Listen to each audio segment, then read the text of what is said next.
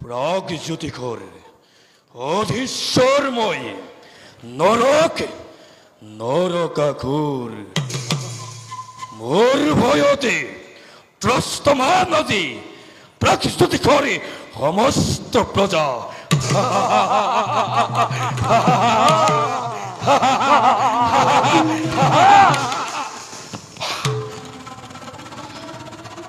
বিশ্বর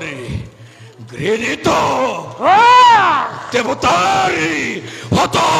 রহস্য লাঞ্ছনারে চচ্চরিতময়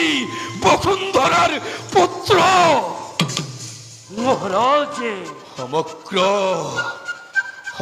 বিশ্ব যদি মুখে করিছে উপহাকে চারাজ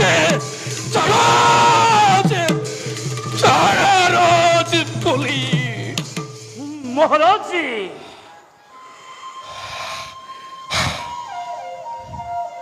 সেনাপতি পিঠেন মহারাজ জনোয়া মুখে রাজ্য